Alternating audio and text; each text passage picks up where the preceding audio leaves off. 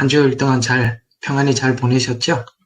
자, 오늘은 이제 한 4번 정도 아니면 좀 길게 하면 한 5번 정도 아브라함과 함께하는 시간을 한번 가져보도록 하겠습니다. 오늘 창세기 12장 1절과 3절을 중심으로 해서 함께 말씀을 나누도록 하겠습니다. 제가 봉독해 올리겠습니다. 주께서 아브라함에게 말씀하셨는데 너는 내 고향과 내 친족과 내 아비 집을 떠나 내가 내게 보여줄 땅으로 가라. 내가 너로 큰 민족을 이루게 할 것이며 내게 복을 주고 내 이름에 위대하게 하리니 너는 복이 되리라. 너를 축복하는 자에게 내가 복을 주고 너를 저주하는 자를 저주하리라. 내 안에서 땅의 모든 족속들이 복을 받을 것이니라 하셨더라. 아멘. 자, 하나님께서는 하나님을 우리에게 소개할 때마다 항상 수식어가 붙어 있습니다. 나는 아브라함의 하나님이요, 이삭의 하나님이요, 야곱의 하나님이다. 이렇게 소개를 하고 있죠. 실제 하나님께서는 아브라함을 선택하셔서 아브라함에게 하나님은 믿음이 그러니까 선택이 어떠했고, 그 다음에 그가 믿음을 갖는 과정 속에서 하나님은 어떻게 믿음을 주셨으며, 또 그가 하나님을 따라서 살아가는 과정 속에서 어떻게 의롭게 되었다라는 이 의를 하나님 앞에 확정되게 되었으며, 또 그가 어떻게 성화되었는지, 또 소돔과 고모라 성을 통해서 하나님 앞에 의롭게 된 자들을 하나님 어떻게 선별해 가시는지, 그 다음에 우리가 참 알고 싶어 하는 그 22장에 이삭을 드린 사건을 통해서 그가 가졌던 믿음, 결국 하나님의 목적했던 믿음이 어떤 것인지, 그것을 아브라함의 생애 전 생애를 통해서 우리에게 말씀하고 있다는 것이죠. 그런 차원에서 우리가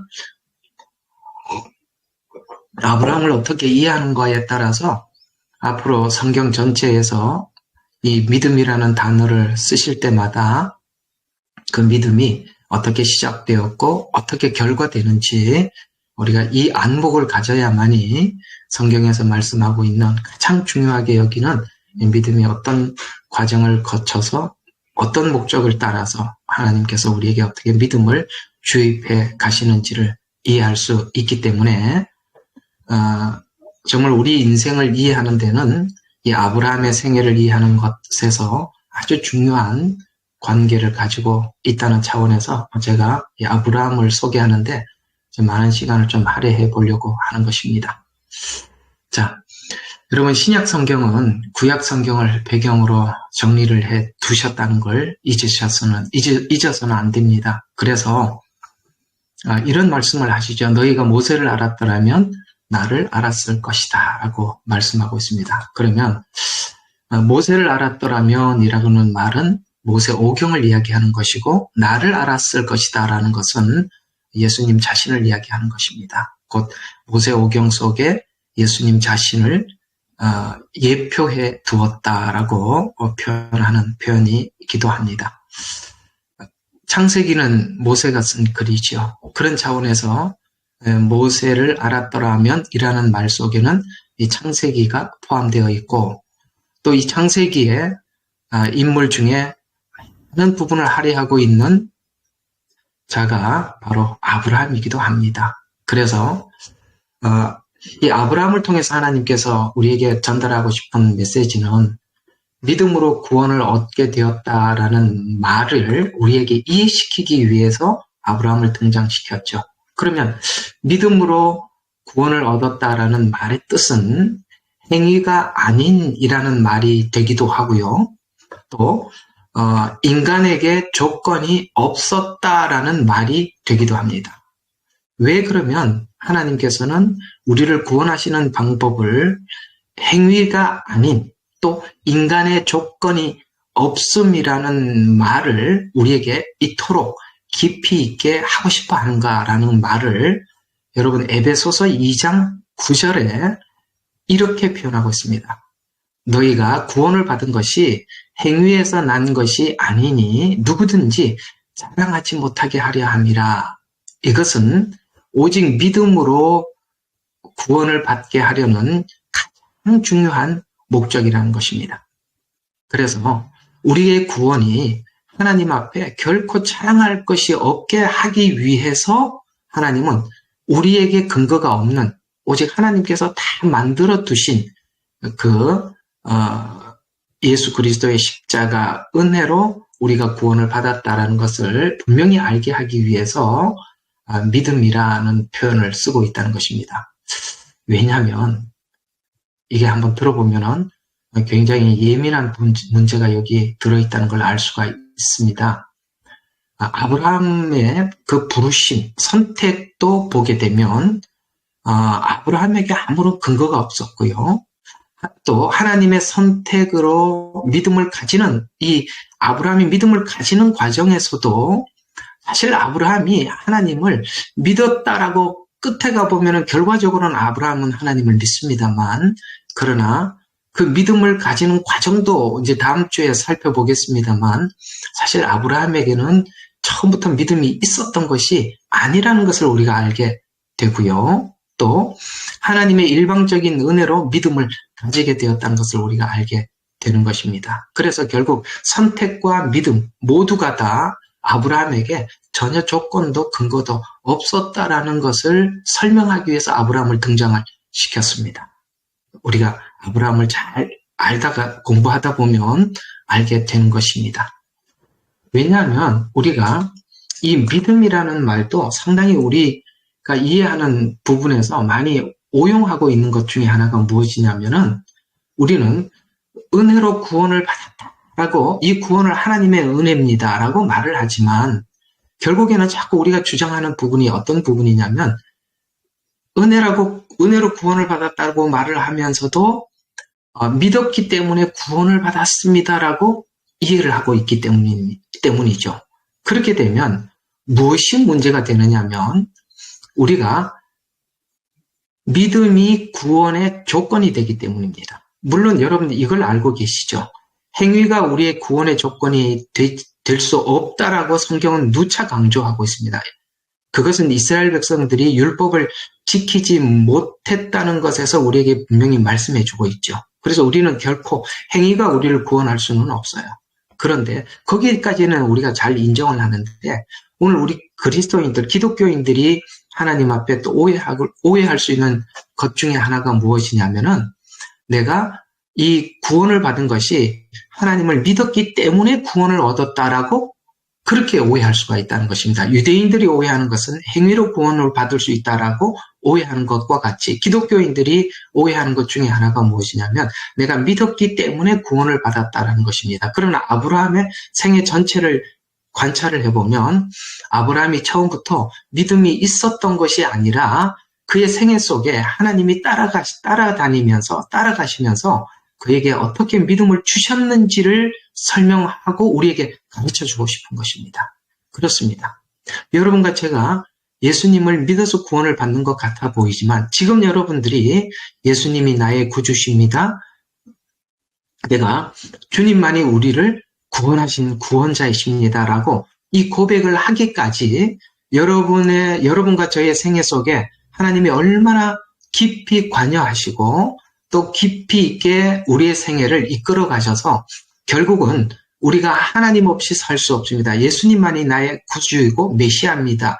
라고 이 고백을 하기까지 하나님께서 어떻게 우리 인생을 간섭하셨는지 우리의 인생의 뒤를 되돌아보게 되면 하나님의 철저한 간섭 속에 내 믿음이 자라왔고 이것은 내 속에서 나온 믿음이 아니라 하나님께서 내게 준 믿음이었기 때문에 가능하다라고 이렇게 고백할 수밖에 없었다는 것을 우리가 모두 다 알게 될 것입니다. 만약에 우리가 이걸 아직도 모르고 내가 믿었기 때문에 구원을 받았습니다라고 구원을 이해하고 있다면 아직 성경이 이야기하고 있는 말에 여러분들의 귀가 또 혹은 눈이 열리지 않았기 때문이라는 것을 알아야 하는 것입니다. 자, 로마서의 구조가 이 로마서의 구조가 이 창세기 구조와 굉장히 같은 구조로 이렇게 엮여 있다는 것을 볼 수가 있는데요. 로마서 1장과 3절에 보면 모두가 죄인이다. 그리고 모두가 죽을 수밖에 없었다. 하나님이 개입하지 않으면 구원 얻을 인간이 하나도 없었다라고 1장과 3장은 완전한 타락, 완전한 구원에서 벗어날 수 없는 한계에 부딪혀 있는 우리 인간들의 상태를 소개하지요. 그리고 이제 4장에 넘어가서 아브라함에게 말씀해 주었던 것 같이 내가 너희들에게 복을 준다는 것을 믿어서 구원을 얻었다라고 아브라함을 소개하기 시작합니다.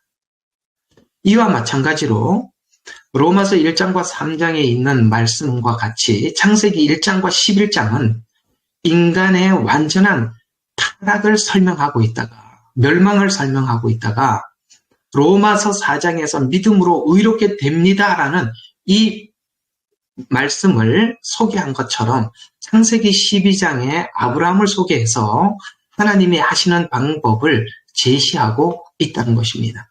그래서 아브라함을 소개하기 전에 아담의 범죄 이후에 하나님을 외면하고 자기 뜻을 가지고 계획한 모든 것이 하나님 보시기에 악했다라고 이 노아 홍수 때 사람들을 소개했던 것처럼 또 노아 홍수의 사건을 보고 난 이후에도 여전히 사람들은 하나님 바벨탑 사건을 통해서 하나님을 반역하는 사건을 기록함으로 인해서 인간에게는 결코 스스로 구원할 수도 없을 뿐만 아니라 아무것도 기대할 수 없다라고 성경은 이렇게 소개하고 난 이후에 하나님께서 그 타락한 인간 속에 개입하셔서 인간을 구원하시는 방식을 아브라함을 통해서 계시해 주셨다는 것이죠. 그런데 그것을 계시하기 전에 아브라함에게 이렇게 먼저 이야기를 하십니다. 우리 2절을 한번 보시면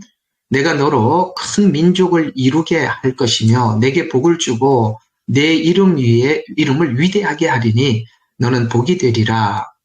너를 축복하는 자에게 내가 복을 주고 너를 저주하는 자를 저주하리라. 자, 그러면서 아브라함 한 사람을 그렇게 딱 소개하고 난 뒤에 내 안에서, 이 아브라함 안에서 땅의 모든 족속들이 복을 받을 것이다. 라고 이렇게 이야기합니다. 여러분, 이 3절을 해석하는 분마다 조금 다르게 해석을 하고 있는데요. 이 말은 정확하게 표현하면 이런 이야기입니다. 바로 내가 지금 앞으로 구원의 방식을 너를 통해서 제시할 것이다. 그래서 이 방식대로 구원하는 하나님을 보고 하나님께서 이렇게 구원하십니다. 라고 하나님께서 아브라함을 통해서 구원하는 방식에 축복하는 자들, 인정하고 받아들이는, 동의하는 자들에게 내가 앞으로 모든 민족에게 내가 복을 줄 것이다. 그리고 이 아브라함에게 구원하신 이 방식은 나는 받아들일 수 없어. 라고 이야기하는 자들에게 내가 저주하리라. 그래서 하나님은 이제는 인간이 구원의 방식을 바벨탑을 쌓듯이 인간이 구원을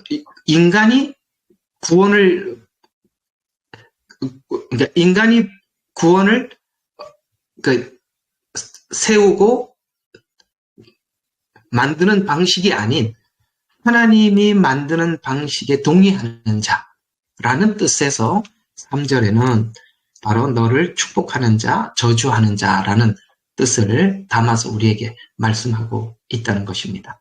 그래서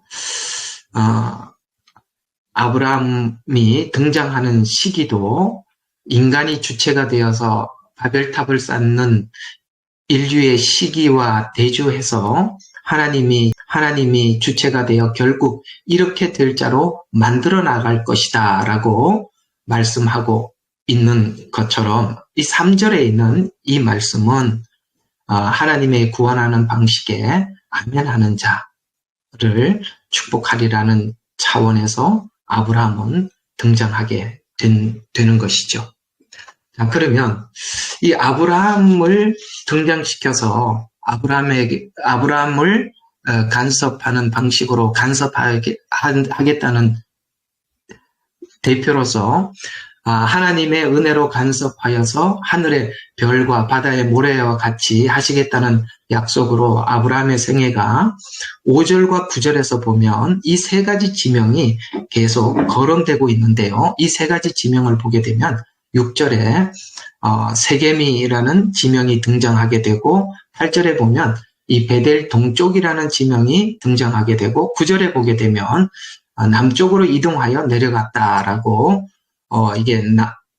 이곳은 이 남방으로 내려갔다라는 이 말은 이곳이 바로 사라가 죽었을 때 마물의 앞 막멜라 굴에 샀던 이 헤브론 땅을 의미하는데 이 지명이 대표적으로 아브라함 생애 동안 일어났던 그 지명을 등장시키죠. 그래서 이 지명은 앞으로도 계속 이 아브라함의 후손들에게 나타날 지명이기도 한데요. 나중에 보게 되면 이 지명이 야곱이 이 가나안 땅으로 돌아오는 과정에서도 동일하게 이 세 지명이 등장하게 되는데요. 창세기 33장 18절에 보면 paddan 아람에서 세겜 성읍 살렘에 이르러 장막을 쳤고 그곳 이름을 엘렐로이 이스라엘이라 하였더라라고 이 세겜이 등장하게 되고 35장 14절과 15절에도 보면 야곱이 하나님께서 자기와 말씀하셨던 곳에서 그를 떠나 올라가시더라. 야곱이 하나님께서 자기와 말씀하셨던 그곳에 한 기둥을 세우고 그곳의 이름을 베델이라 불렀더라. 35장 27절에 보면 야곱이 이른 바 성읍 마므레에 그의 아비 이삭에게로 왔으니 그곳은 아브라함과 이삭이 거하였던 헤브론, 아까 그런 말 남방이라는 그곳이 헤브론이라. 이 180년에 이삭이 숨을 거두고 이렇게 나옵니다. 이 지명이 아브라함의 생애 속에 계속 등장하고 그 후대에게도 계속 중첩시켜서 야곱의 생애와 여정은 아브라함 생애 속에서 이미 하나님께서 확정되어 있다는 것을 강조하기 위함인데요. 아브라함의 승리가 후손들에게 확정되어 있다는 것을 강조하기 위해서 확정과 승리가 내가 내게 복을 주어라는 것이 근거라고 말씀하고 있습니다. 후에 살펴보겠지만은 야곱은 하나님의 약속을 받을 만한 이유가 가장 없는 인생을 산 사람이죠. 믿음의 여정을 가는 모든 사람에게도 아브라함의 여정과 같이 이 여정과 삶이 그렇게 찾아올 성도의 운명이고 생애라는 것을 강조하려고 하는 것입니다. 결국 믿음으로 부름받아 믿음으로 이삭을 드리는 삶까지, 이것은 이제 다음 시간에 마지막 시간에 우리가 살펴볼 부분인데요. 이 모든 아브라함이 걸어갔던 그 생애의 그 지명들이 후대가 그렇게 살아왔고, 그러면 아브라함과 이삭과 야곱만 그런 방식으로 살아가느냐? 그러나 놀랍게도 이 세 지명을 지나가는 과정을 거치면서 아브라함은 어떻게 되어가느냐면 그 작았던 믿음, 하나님께서 약속하셨던 그 작은 믿음이 하나님과 함께 동행하는 삶을 살아가면서 점점 그 믿음이 자라가고 또 자라고 또 자라게 되죠. 동일하게 하나님을 믿는 모든 사람들, 이삭도 그렇고요. 그 다음에 야곱도 그렇고 뿐만 아니라 저와 여러분의 모든 생애가 아브라함이 걸어갔던 그 길을 걷는 것과 같이 그런 길을 걷게 될 것입니다. 그러나 그 길을 단순히 걷는 것을 넘어서서 그 길을 걸어가면서 우리가 쌓아가고 자라가는 것은 하나님을 향한 신뢰, 하나님을 향한 믿음이 자라간다는 것에서 분명해야 되는 것입니다. 이 지명들이 이 세 하나님의 족장들에게만 나타났던 것이 아니라 훗날 하나님의 백성들이었던 이스라엘 백성들에게도 동일하게 나타나게 되는데요. 여호수아서 7장 2절에 보게 되면 여호수아가 이스라엘 사람들을 여리고로부터 베델 동편 벳 야웬 곁에 있는 아이로 보내며 여기 베델이 또 등장하게 되죠. 또 8장 9절에 보게 되면 또 여호수아가 에발산 한 단을 쌓고 이렇게 저기 베델과 에발산 사이에 단을 쌓고 여기 베델이 또 등장하게 됩니다. 또 10장에 보게 되면 정복 싸움을 남쪽으로 확장하는 일과 세겜으로 확장하는 일이 기록되어져 있는데요. 이 모든 내용들은 아브라함에게 간섭하실 대상들에게 아브라함 생애 속에 확정되어 있고 어떻게 인도해 주실 것인가라는 것을 알려주고 있습니다. 자, 제가 왜 이 세 지명을 여러분들에게 야곱에게도 있었고 후대에게도 계속 이 지명은 거론되고 있다고 말씀드리느냐면은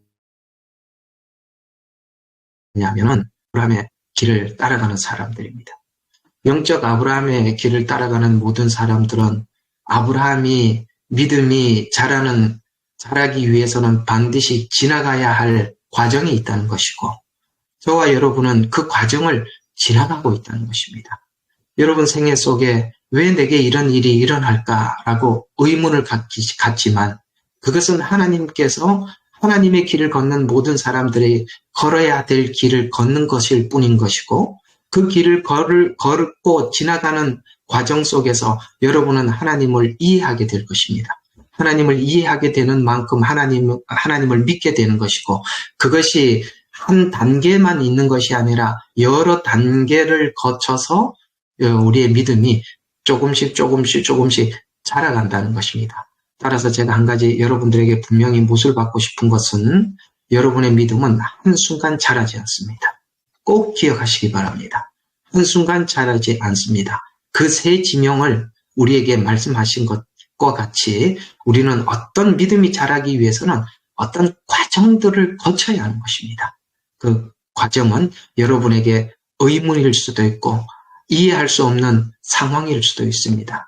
그러나 그 과정을 걷는 과정 속에 하나님께서 개입하고 계신다면 여러분에게 믿음이 자라게 하기 위한 하나님의 뜻이 있고 하나님의 배려가 있음을 믿고 여러분 그 과정 속에서 여러분이 하나님을 붙잡는 믿음을 갖기를 바랍니다. 여기 아브라함이 그 과정을 지나는 과정 속에서 믿음이 자라게 된 원인이 무엇인지 아십니까? 하나님을 더더욱 신뢰하기를 원했고 여기 보면 항상 아브라함이 했던 일이 한 가지가 있습니다. 거기서 여호와 이름을 불렀더라. 거기서 여호와의 이름을 불렀더라라는 이 말입니다. 그것은 기도했다는 말도 되고요. 하나님 앞에 예배자로 살았다는 것입니다. 하나님 앞에 세상에 살고 있지만 구별된 자로 하나님의 사람으로 살았다는 뜻입니다. 그렇게 살아갈 때 여러분의 믿음은 늘 성숙하게 되는 것입니다. 그래서 이런 과정을 보내면서 약속의 성취됨을 확인하고 확인 속에서 그 믿음이 점점 성숙하여져 갔다라고 이 창세기 12장부터 24장까지 나왔던 이 아브라함 이야기를 로마서에서 다시 아브라함의 믿음 이야기를 이렇게 꺼내고 있습니다. 로마서 4장 17절과 22절에 보면 기록된 바 내가 너를 많은 민족들의 아비가 되게 하였노라 함과 같으니 그가 믿는 그분 곧 죽은 자를 살리시며 없는 것을 있는 것처럼 부리시는 하나님 앞에서니라. 그가 소망 없는 가운데도 소망 가운데 믿었으니 내 씨가 그렇게 되리라고 말씀하신 대로 많은 민족들의 아비가 되게 하려 하시니라. 그가 믿음이 약해지지 아니하며 약 100살이 되고서도 자기 몸이 이제 죽은 것으로 생각지 아니하고 사라의 태도 죽은 것으로 생각지 아니하였느니라. 이게 무슨 말입니까? 저 도저히 잉태할 수 없는 하나님께서 모든 열방의 아비가 된다라고 말씀하셨는데 지금 자식이 하나도 없잖아요.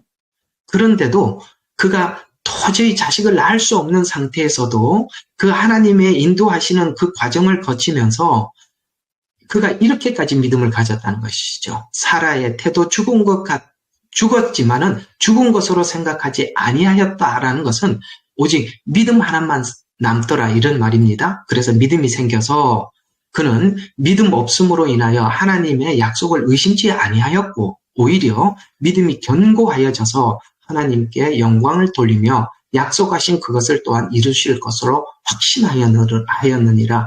그러므로 그에게 믿음이 의로 여겨졌느니라.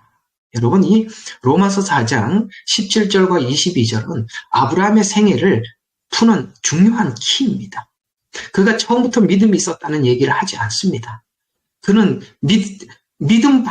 하나님을 믿을 수밖에 없는 상황으로 하나님이 몰아넣었고, 그래서 그에게는 현실로 봤을 때는 결코 어떤 일도 할 수 없었는데, 하나님을 바라보는 믿음 이외에는 아무것도 남은 것이 없도록 하나님이 만들어버렸다. 이렇게 이해를 하면 되겠습니다. 그렇습니다. 여러분에게도 생각할 수 없는 순환과 여러분이 해결할 수 없는, 정말 내가 하나님 한 분밖에 바라볼 수밖에 없는 그런 상황으로 여러분들이 몰고 간 게 아니라 하나님이 그런 상황으로 몰고 간 것이에요.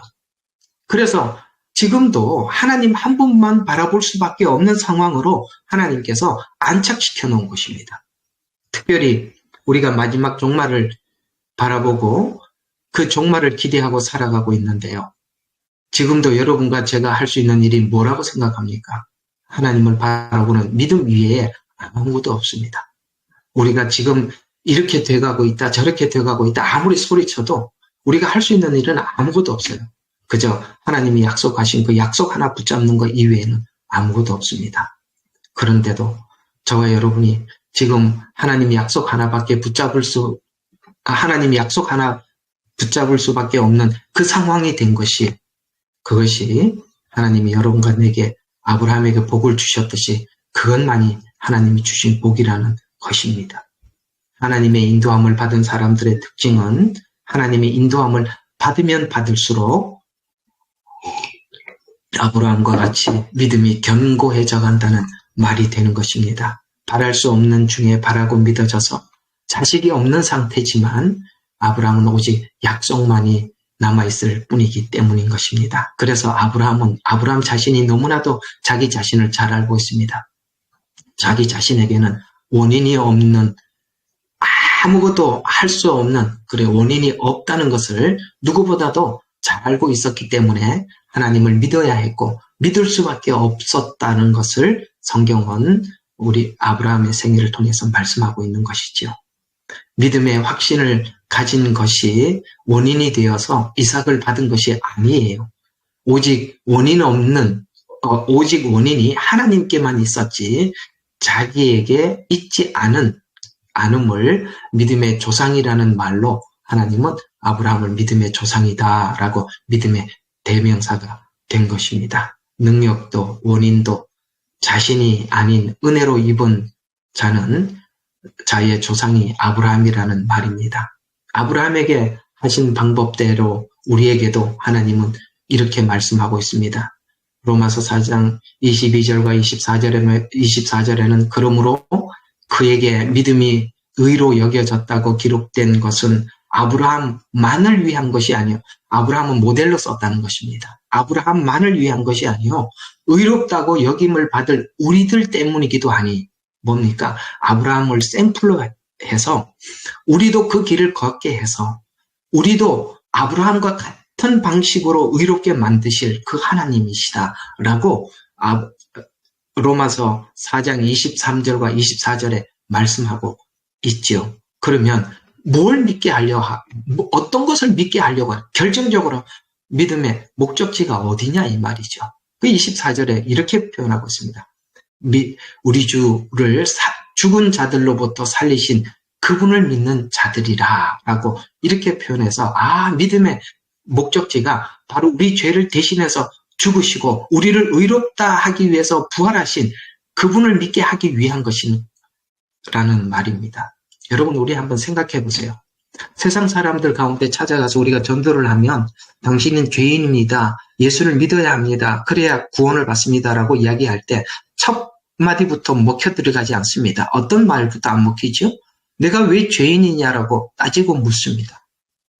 여러분, 죄인이라는 것을 인정하는 것이 여러분들의 실력으로 인정했다고 생각하십니까? 아니죠. 그것은 하나님의 은혜이었기 때문에 우리가 죄인임을 인정하게 된 것이죠. 그러면 이 죄 문제를 하나님께서 예수님 십자가에 대신해서 내 죄를 대신해서 죽으셨다라는 이것도 여러분, 그게 함부로 이해되고 믿어지는 일입니까? 아닙니다. 하나님 은혜를 주셔서 저와 여러분이 내 죄를 대신해서 십자가에 죽으셨다라는 것을 믿었기 때문에 우리가 그것이 우리의 죄가 해결된 줄로 믿게 된 것입니다. 그러면 죄가 해결된 것으로 끝나면 아무 소용이 없지 않습니까? 바로 우리를 의롭다 하기 위해서 부활하셨습니다. 거기까지. 그게 바로 이삭을 드린 사건이죠. 그래서 아브라함이 결국에는 끝에 가서 아브라함이 이삭을 드린 사건을 히브리서에서는 그는 죽었다가 다시 살아나 죽은 자를 다시 살리실 줄로 믿고 이삭을 드렸다라고 히브리서에서는 11장에서는 말씀하고 있는 것입니다. 그렇습니다. 결국에는 하나님께서 믿음을 주시고자 하는 목적지가 어디입니까? 바로 십자가의 죽음과 부활이라는 그 사실을 우리에게 믿게 하게 하려 함입니다. 그것을 믿는 자들은 다시 오실 주님을 기다리게 되겠죠. 그래서 이 아브라함은 모든 믿는 자들이라고 표현해서 아브라함에게 개입해서 복을 약속하여 의를 이룬 대표자로서 하늘의 별과 같은 그런 사람의 시작이라는 뜻에서 아브라함이 대표라는 뜻입니다. 동시에 이런 대표적인 성격인 아브라함에게 일어난 것은 앞으로 일어날 사람에게만 일어날 대표자의 예표일 뿐이지 아브라함 자신이 대표자가 아니라는 것입니다. 그러면 이 아브라함은 예표이고 예표의 대표인 예수 그리스도로서 하나님의 계획을 아브라함에게 다 드러낼 수가 없어서 그 아브라함을 통해서 우리에게 설명하고자 했던 그 구원의 완성자인 예수님에게 보여주셨는데 실제 주인공은 바로 예수님이시죠. 그래서 예수님은 죽은 자 가운데서 직접 살아나셔서 그 증거로 지금은 하늘 보좌 우편에 앉아 계시죠. 아브라함에게 찾아와 구원 얻은 자의 대표듯이 예수 그리스도께서 이 땅에 오셔서 구원하신 후 복음 전파자들을 통해 찾아가 믿게 하셔서 하나님의 자녀 삼은 자들의 대표로서 아브라함은 서 있는데요. 지금은 우리 신약 성도들은 아브라함보다 더 큰 그 약속을 받은 자가 된 것입니다. 구약 성도들은 아브라함 약속 안에서 기다림을 통해서 기다려서 구원을 받았던 사람들이라면 신약 성도들은 약속 성취를 직접 본 자들이라고 요한복음 1장 1절과 2절에 이렇게 말씀하고 있습니다. 태초부터 계셨고 우리가 들었으며 우리 눈으로 보았고 주목하여 살폈으니 우리 손으로 직접 만졌던 생명의 말씀에 관해서라. 그 생명이 나타나심에 우리가 그를 보았답니다. 증거하였으며 너희에게 그 영원한 생명을 보여주셨으니 그 생명은 아버지와 함께 계셨으며 우리에게 나타나셨느니라. 이와 같이 우리는 아브라함은 예표로서 우리에게 말씀하셨는데 그 예표인 실제 예수님이 이 땅에 오셔서 십자가에 죽으시고 부활하신 것을 사도들이 보았고 그 사도들의 증언을 통해서 우리가 믿고 이제는 예수님께서 올라가시면서 우리에게 하신 약속이 내가 처소가 준비되면 다시 오실 것이다라고 약속하신 그 약속을 우리가 기다리고 있죠. 아브라함에게 일어났던 일들이 성도에게 일어났듯이 그리스도에게 일어난 일도 믿는 모든 자에게 일어날 것인데 우리는 이제 하나님께서 예수님을 통해서 약속하신 그 약속이 이런 일이 일어날 것이라고 기다리고 있는데요. 에베소서 2장 3절서부터 보면 본래 진노의 자녀였던 우리가 자비가 풍성하신 하나님께서 우리를 사랑하신 그의 사랑으로 인해서 죄들 가운데 죽었던 우리를 그리스도와 함께 살리셨으니 너희가 은혜로 구원을 얻은 것이라. 또 그와 함께 일으켜셔서 예수 그리스도 안에서 천상에 함께 앉으셨느니라와 같이 믿는 자에게 일어날 죽음, 부활, 승천, 그 다음에 예수님께서 천상에 앉으신 것 같이 앞으로 믿는 모든 자들에게도 예수님이 가신 그 길과 같이 우리가 천상에 앉을 것이다라고 성경은 우리에게 약속하고 있었죠.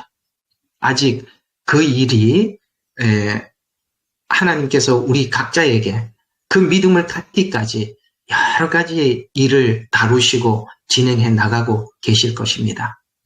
아브라함을 대표로 시작해서 야곱을 설명하면서 우리가 실제 그 믿음을 갖기까지 아브라함에게는 간단하게 그 믿음의 과정을 설명하고 있지만 그 믿음을 갖기까지 야곱의 생애를 통해서 더 우리의 자아를 꺾고 하나님을 향해 믿음을 갖는 사람이 되기까지 그 야곱을 통해서 더 정확하게 소개해 나가고 있습니다.